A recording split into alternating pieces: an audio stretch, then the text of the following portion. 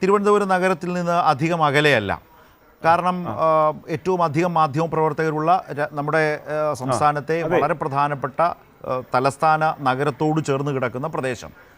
വളരെ ചെറിയ വിഷയത്തിൽ പോലും തമ്പടിച്ച് അതിൻ്റെ ആ വാർത്തയുടെ ഒരു പ്രാധാന്യം, അല്ലെങ്കിൽ വാർത്തയുടെ യാഥാർത്ഥ്യം കണ്ടെത്തുന്നൊന്നും ഞാൻ പറയുന്നില്ല, വാർത്തയുടെ ഒരു പ്രാധാന്യം പൂർണ്ണമായും വറ്റും വരെ അതിനുവേണ്ടി നിൽക്കുന്നൊരു ശൈലിയാണ് ഞങ്ങളൊക്കെ പിന്തുടരുന്നത്. അതിപ്പോൾ അറിയാമല്ലോ, നിങ്ങളൊക്കെ എല്ലാവരും പ്രേക്ഷകരടക്കം കാണുന്നതാണ്. പക്ഷേ ഈ വിഷയത്തിൽ നിങ്ങൾ പറഞ്ഞൊരു വാചകമാണ്, ഇത്രയധികം മാധ്യമങ്ങളുള്ള കേരളത്തിൽ, ഓൺലൈൻ മാധ്യമങ്ങളുള്ള കേരളത്തിൽ ഇതുമായി ബന്ധപ്പെട്ട് നിങ്ങളെപ്പോലെയൊക്കെയുള്ള ആളുകൾ, നന്നായി ഈ വിഷയം അറിയുന്ന ആളുകൾ, സംഭവിച്ചത് എന്താണെന്നറിയാവുന്ന ആളുകൾ, അതടക്കം അറിയാനോ പറയിക്കാനോ പറഞ്ഞത് ജനങ്ങൾക്ക് മുമ്പിൽ എത്തിക്കാനോ ആരും വന്നില്ലെന്നാണ്.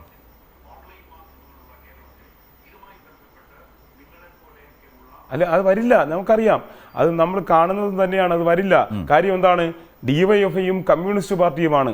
കമ്മ്യൂണിസ്റ്റ് പാർട്ടിയും ഡിവൈഎഫ്ഐയും ആയതുകൊണ്ടാണ്. തിരിച്ച് ഈ സ്ഥാനത്ത് ഒരു യൂത്ത് കോൺഗ്രസ്സുകാരനോ ഒരു BJP-കാരനോ ആയിരുന്നെങ്കിൽ കേരളത്തിൽ ഒരു മാസം ചർച്ച ചെയ്യാനുള്ള ചർച്ചയായി ഈ കാര്യത്തെ മാറ്റുമെന്നുള്ളതിൽ തർക്കമില്ല. അത് നമുക്ക് നല്ല ബോധ്യമുണ്ട്, നമുക്കറിയാം.